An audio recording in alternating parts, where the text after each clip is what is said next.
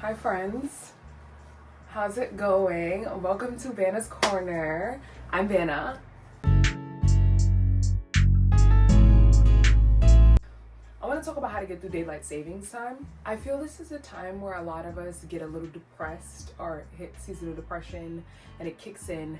So I want to talk about how to make this a more positive thing and see this from a better light, which I know is easier said than done. So it's that time again when daylight savings kicks in and it's 4:30 p.m. and it's getting dark and you're questioning all of life's decisions. Let's talk about how to actually get through this time mentally, emotionally, physically, to make you feel a lot better. First off, it's okay to feel a little bit off because the days are shorter, it's getting darker earlier, your mood is going to be completely affected. I feel like this was me the other day. It was kind of like, why does 6 o'clock suddenly feel like 9 p.m.? My thing, right, was I started taking advantage of having a little bit of free time when I could after work. Sometimes I do have to work late for work like anybody else, but I had to start taking advantage of that time to add fun things into it. And I started doing this obviously before daylight savings kicks in, but before prepping myself, I would start to do things as it was getting colder, treat myself after work. I'd get insomnia cookies, or I go to because movies have deals, depending on where you go to, Regal, AMC, sometimes they'll have deals on Tuesdays. After work, I would go outside and see a movie at that time. So it's almost like I started inserting fun into my weekdays, on top of obviously editing and doing all that stuff I have to do for content creating, but it was important to insert fun not only on the weekends. And I think that's a difficult thing as an adult that we deal with. We always feel like the fun must happen on the weekends because that's really when we're free, and we're trying to catch our breath on the weekdays.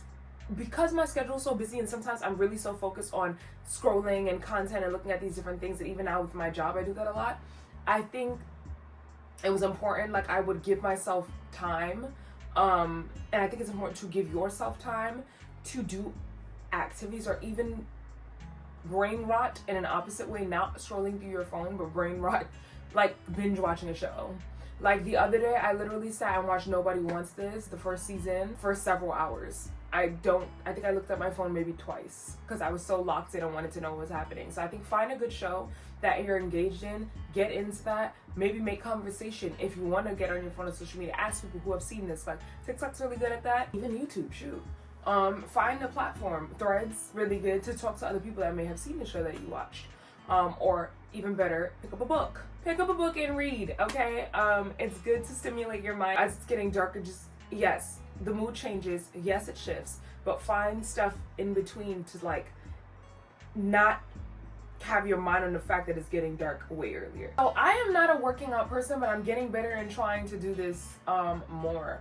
I realized when I can, I will try to maybe do a walk outside before work to get my brain going. Walk on the treadmill a little bit, do a little running, some core exercises in the morning.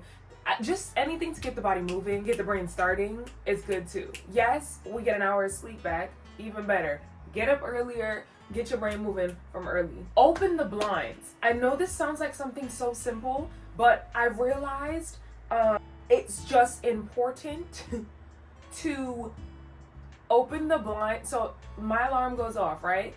If your alarm goes off, make sure that, yes, I know you want to snooze it the first time and wait for maybe the second or the third alarm. Yes, snooze it, but open the blinds. It will make a difference. I know that sounds odd, but it will make a difference because the sun is already kind of shining on my face. It's harder for me to not stay asleep. Yes, I might be a little bit annoyed for a second, but it's good. Get the sunlight in your face. Get that vitamin C, vitamin D. Whatever one is the sun, get it going and, start the day off that it's you don't feel inclined to want to go back to sleep because it's dark in your room. You're opening up the blinds, you're letting the light in. Make the nighttime fun. And when I say this, make it fun in that, yes, I go outside every now and then like everybody else, but make the nighttime ritual fun.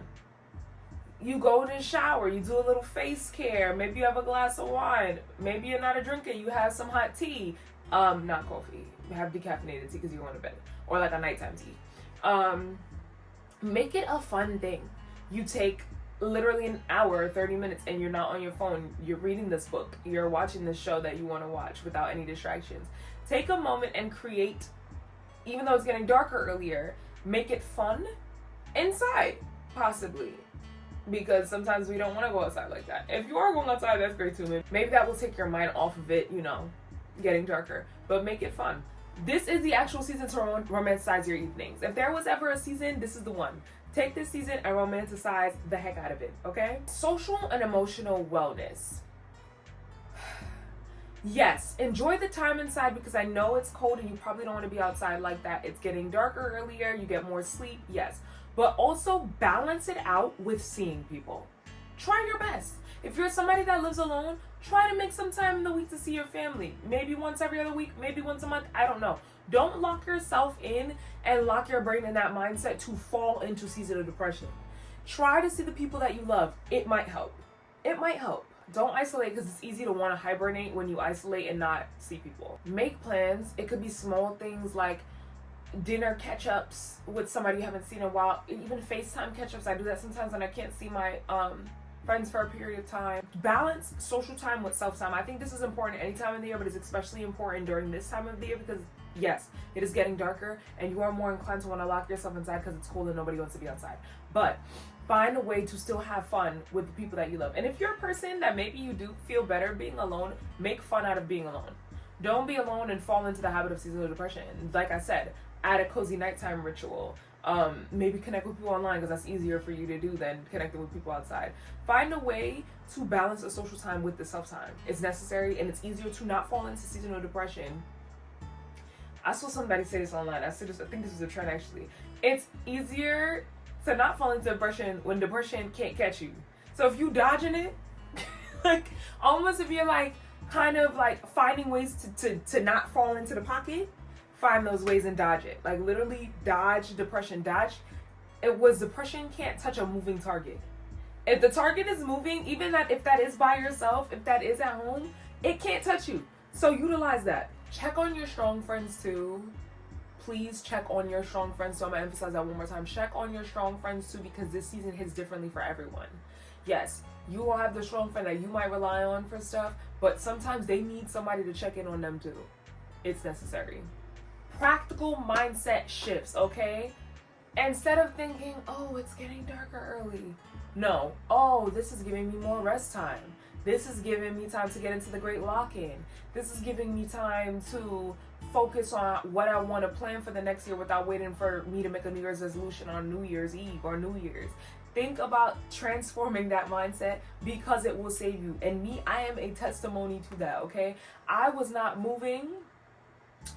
I was in a dark place, as many know, because I went through two heartbreaking things at the end of 2023. And in that was difficult, but a shift kind of happened a little bit after that, or like several months after that, to change my mindset and shift it to let me know that I can do this.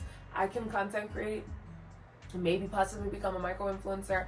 I can do these things because my mindset told me that I would either have taken the heartbreak in life and not propel myself. I could have fell into a depression and that could have been it, or I could have taken the tools that God has given me and my resources to propel myself forward to change my life. Mindset, y'all. This is really the time to reset your goals, to pour into yourself, to slow down.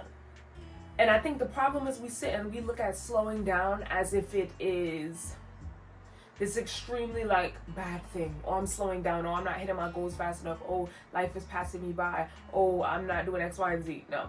Taking the slowing down in the resting period, use that to your advantage, because when things go, and I wrote this in a carousel the other day online in one of my posts. We don't take advantage enough of the quiet time. And I see that as I'm getting older. I think we all want to be on go. We want to be outside. We want to be doing X, Y, and Z. We feel that we must be at this place. We must have 10 kids and be married already. We must, like, I'm dragging it. But, like, we have this mindset that we think we must be doing this now. No. I'm utilizing now that in this quiet period of my life, while I do not have kids yet, while I do not have a spouse, while I may not be making billions of dollars, millions of dollars, are making just tons of money, or where we all think we should be.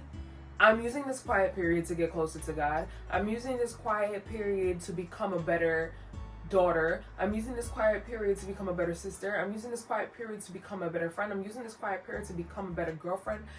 I'm using this quiet period to become a better worker. It's just about using the slowdown period, that because when life gets loud, it gets loud.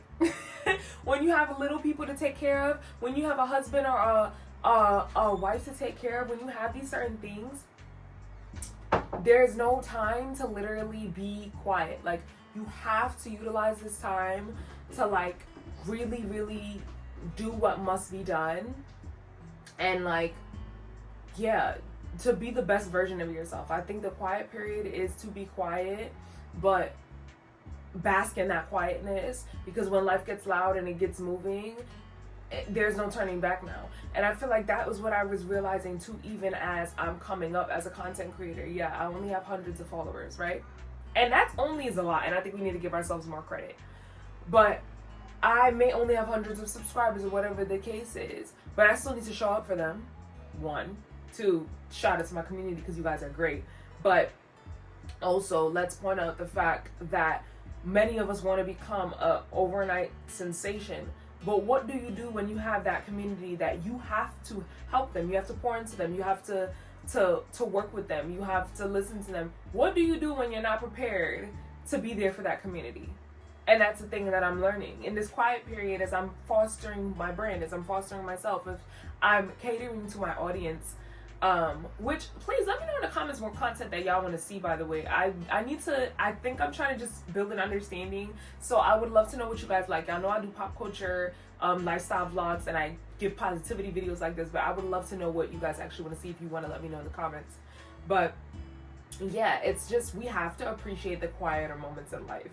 And I'm understanding that now at the age I'm at, that it's important to just bask in that a little bit, because if we don't appreciate the quieter moments when things get loud, it's too chaotic, and then you're losing your mind, and it's too much. I recommend journaling. I recommend planners, lists, gratitude lists, to-do lists, vision boards. I did one in 2024 and I absolutely loved it. I need to do another one, but I love a good vision board. A prayer board is another good one.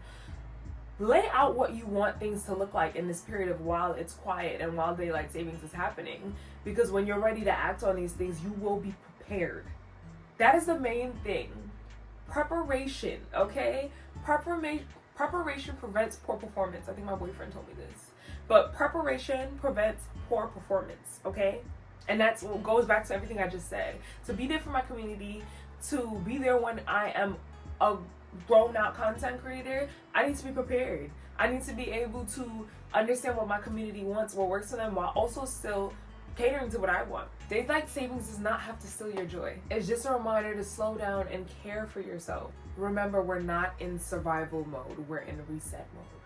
And if you're in that like seasonal slump, please comment one thing that you're doing this week. Take care of yourself. And please take care of yourself during this time. I know it's super easy to fall into that seasonal depression as daylight savings comes, but depression cannot hit a moving target, okay? So use this time to reset. Use this time to keep your mind moving, because it can't hit you if you're thinking ahead. Preparation prevents poor performance, okay? And on that note, love y'all. Please, again, also let me know in the comments what y'all want to see more. And I love it here. I'm loving basking and finding myself in this time, and I'm going to utilize this time with daylight savings to reset as well. Been out.